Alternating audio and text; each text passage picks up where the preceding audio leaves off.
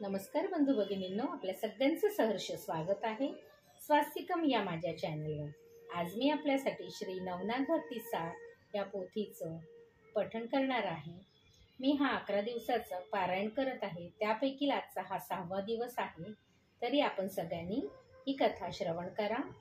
श्री नवनाथ चरणी एकच प्रार्थना, आपल्या ज्या कुठल्या भक्तांपर्यंत हे नवनाथ महिमा पोचवायचं असेल तर सगळ्यांपर्यंत हा व्हिडिओ नक्कीच पोहोचू दे।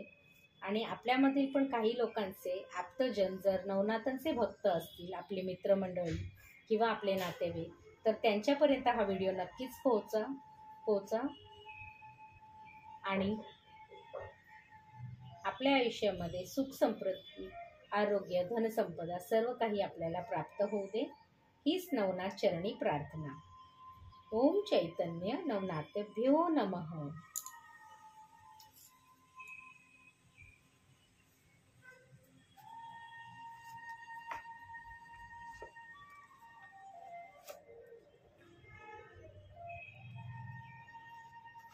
अध्याय 26 शापमुक्त सुरोचनाचे इंद्रलोकी प्रस्थान, भ्रतरींचा विक्रमाकडे मुक्काम। श्री गणेशाय नमः, श्री सरस्वतीभ्यो नमः। कमटकुंभार स्वतःची पत्नी सत्यवती व गर्धरूप सुरोचनासह अवंती नगरीस आला। तेथे कुंभाराकडे बिऱ्हाड केले। तो सत्यवतीच्या आपल्या मुलीप्रमाणे सांभाळ करू लागला।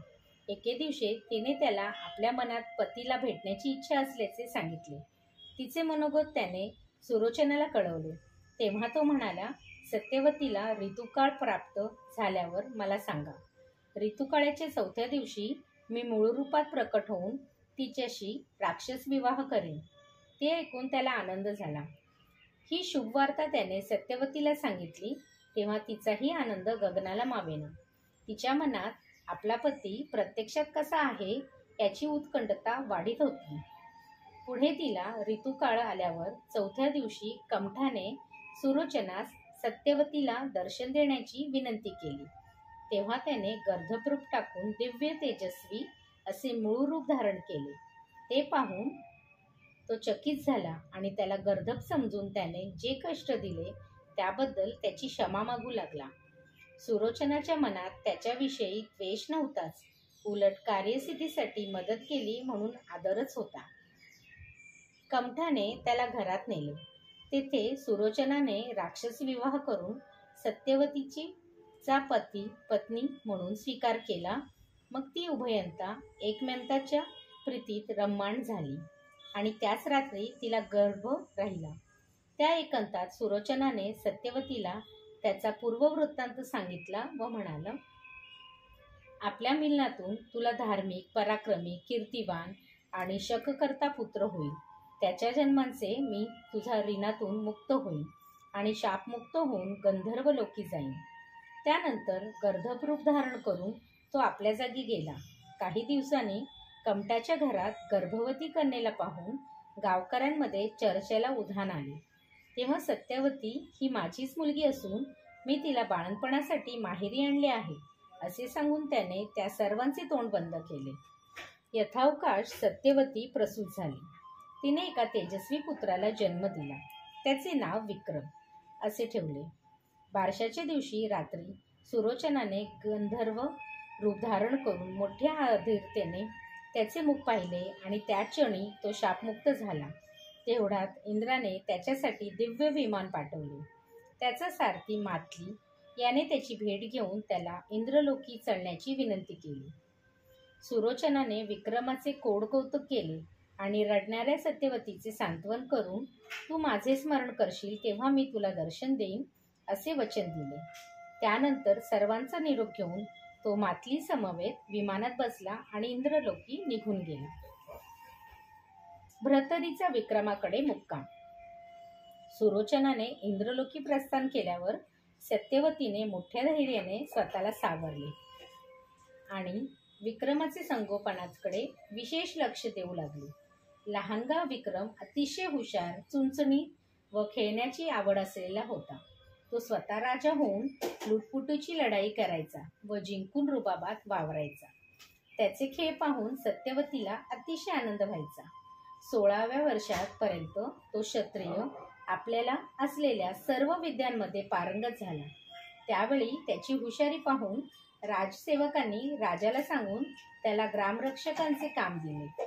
अशाच एका दिवशी पहाऱ्यानिमित्त परिसरात फेरफटका मारत असताना त्याने व्यापाऱ्यांच्या घोळक्यात असलेल्या भ्रतरींचे शब्द ऐकले आणि उत्तरेकडून येणाऱ्या राक्षसाचा वध करण्यासाठी त्वरेने निघाला.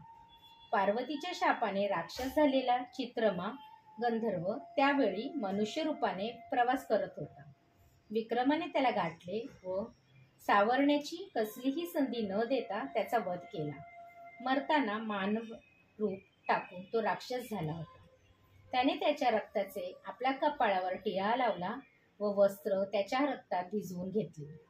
त्याचवेळी राक्षसरूपी चित्रमा गंधर्व शापमुक्त झाला आणि मूळ रूपात प्रकट होऊन विक्रमाचे आभार मानू लागला. त्याने त्याला आपली पूर्वकथा सांगितली आणि त्याला नेण्यासाठी आलेल्या विमानात बसून स्वर्गलोकी गेले.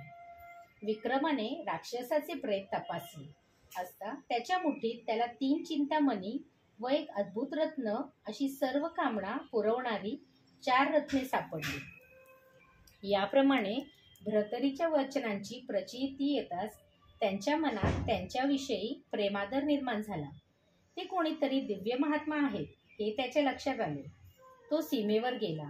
राक्षसाच्या रक्ताचा टिळा तेथील नगर प्रवेशद्वारावर लावला आणि तेथून ज्या ठिकाणी ते व्यापारी उतरले होते त्या धर्मशाळेत जाऊन त्यांच्याशी गप्पा मारू लागला. त्यावेळी व्यापाऱ्यांनी त्याला भ्रतरीमुळे चोरांचा हल्ला परतवणे कसे शक्य झाले ते सांगितले. तेव्हा विक्रमाने भ्रतरींशी गप्पा मारून थोडी सलगी केली आणि तेथून जो निघाला तो थेट जकातदारापाशी गेला व म्हणाला, गावाबाहेरील धर्मशाळेत काही व्यापारी आले आहेत. त्यात भ्रतरी म्हणून एक आहे. ते माझे धाकटे भाऊ असून व्यापाराच्या निमित्ताने भटकत आहेत. तुम्ही त्या व्यापाऱ्यांची जकात माफ करून त्या बदल्यात भ्रतरींना मागून घ्या.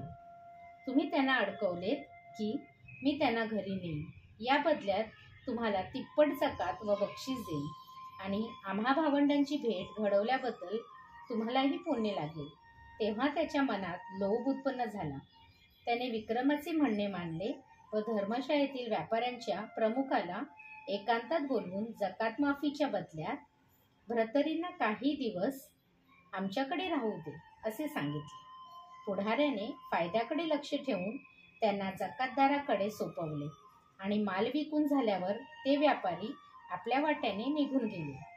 त्यानंतर विक्रमाने आपल्याकडील 1 रत्न जकातदाराला दिले व पैशाचा भरणा केल्यावरच हे घेऊन जाईन असा शब्द देऊन भ्रतरींना आपल्या घरी नेले. त्याने आपल्या आईला त्यांच्या सर्व वैशिष्ट्यांची ओळख करून दिली आणि त्यांना आपल्या घरीच ठेवून घेतले. अध्याय 26 समाप्त. श्री दत्तप्रभू पर्णमस्तु. शुभं भवतु, शुभं भवतु, शुभं भवतु. बंधू भगिनींनो, आपल्याला जर माझे व्हिडिओ खरंच आवडत असतील तर आपण माझ्या चॅनलला सबस्क्राईब करा, माझ्या व्हिडिओला लाईक करा आणि कमेंटमध्ये ओम चैतन्य नवनाथेभ्यो नमो नमः लिहायला विसरू नका.